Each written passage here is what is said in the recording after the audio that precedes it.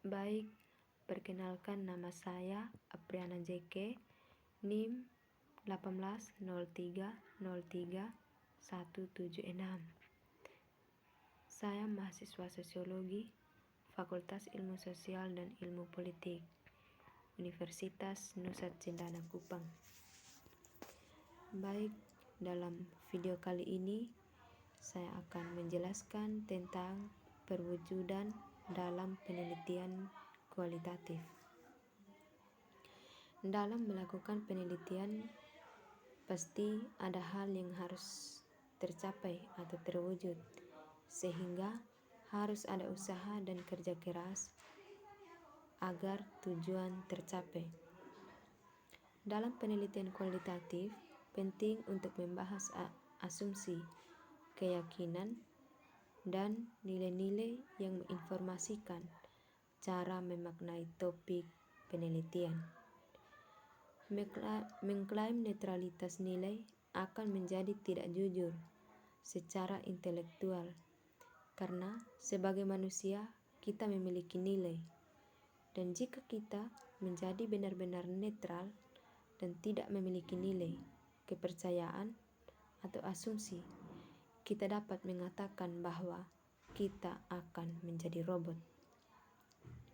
Dan jika robot melakukan wawancara, data yang kaya dan terperinci tidak mungkin terkumpul. Dengan demikian, peneliti kualitatif cenderung transparan tentang nilai, keyakinan, asumsi yang mereka operasikan, dan bagaimana hal-hal seperti itu berinteraksi dan menginformasikan studi. Yang berikut tentang istilah yang terkait dengan penelitian kualitatif dan data yang terakhir dengan penelitian kuantitatif.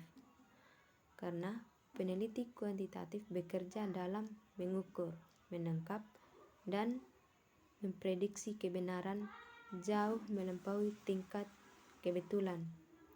Penting dalam penyelidikan semacam itu untuk memastikan bahwa mereka meminimalkan kesalahan dan apapun yang akan mendistorsi jalur pengukuran dan menangkap kebenaran. Oleh karena itu, berhati-hatilah tentang pemilihan sampel dan pemilihan instrumen, dan mengukur keakuratan pilihan ini melalui yaitu disepakati sesuai aturan.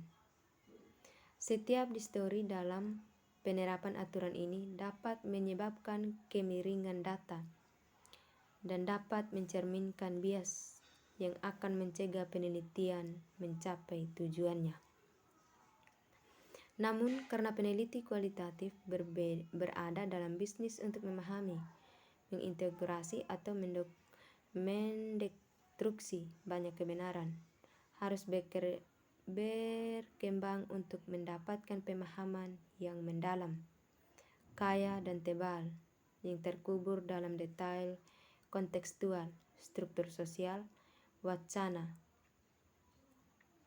Oleh karena itu, dalam penelitian kualitatif, subjektivitas tidak digunakan atau dipahami seperti biasa digunakan dan dipahami dalam penelitian kuantitatif. Karena kita tidak pernah bisa memisahkan diri kita dari semua posisi objek yang membentuk kita, penelitian kualitatif tidak memandang subjektivitas sebagai pengaruh negatif pada data. Namun, penelitian kualitatif menghimbau agar peneliti semakin waspada untuk merefleksikan dan mengatasi peran subjektivitas dalam penelitian dengan ketelitian akademis dan kepercayaan. Oleh karena itu, kata-kata tertentu yang digunakan dalam penelitian kualitatif tidak digunakan dalam penelitian kuantitatif dengan cara yang sama atau sama sekali digunakan saat ini, bahkan jika digunakan di masa lalu. untuk memasukkan kosakata baru saat melakukan penelitian kualitatif dengan tidak menggunakan kata-kata meragukan yang tercantum, meskipun istilah-istilah tersebut muncul berdampingan. Tidak dimaksudkan sebagai pengganti satu sama lain.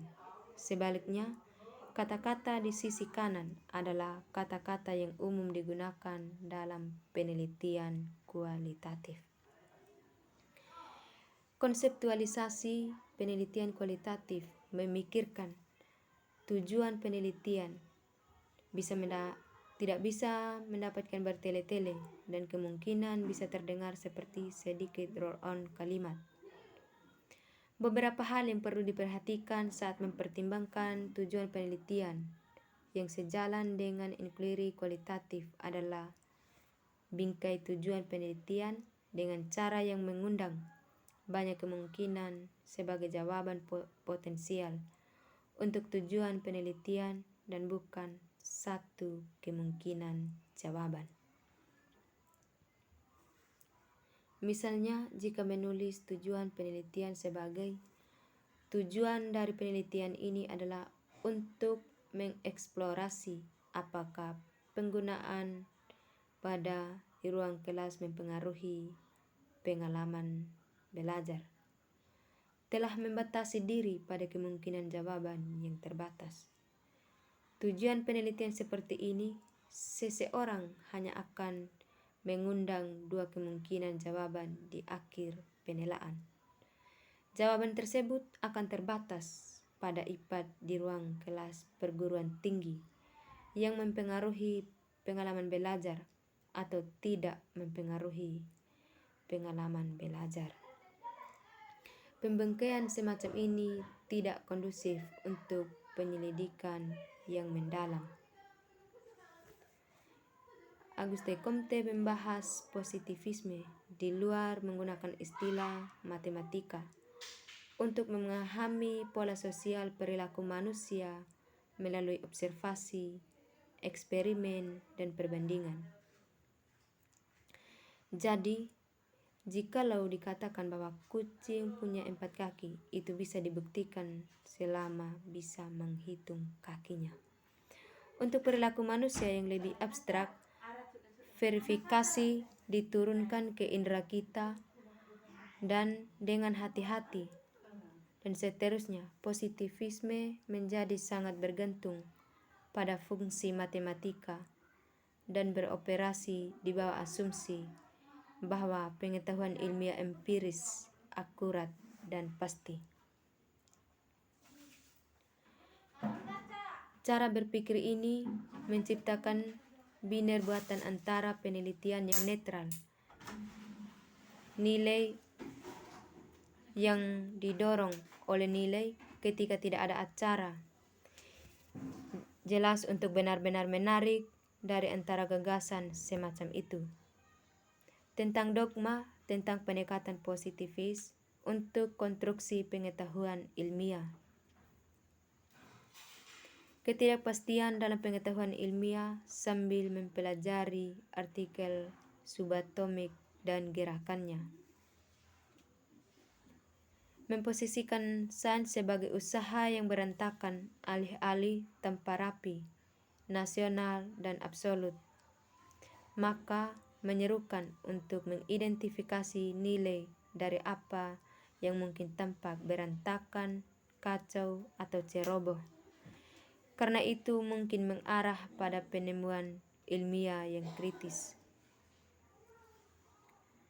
Apa yang diciptakan oleh para sarjana positivis adalah ruang diskursif yang mempertanyakan pemahaman yang ahistoris, budaya, nilai netral tentang realitas, dan penyelidikan ilmiah. Ide-ide ini telah menciptakan ruang bagi pandangan konstruksionis tentang pembuatan makna dan realitas.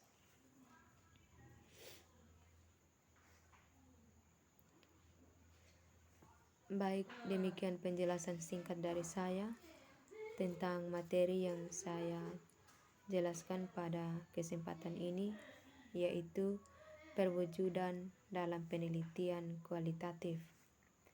Semoga bermanfaat. Terima kasih.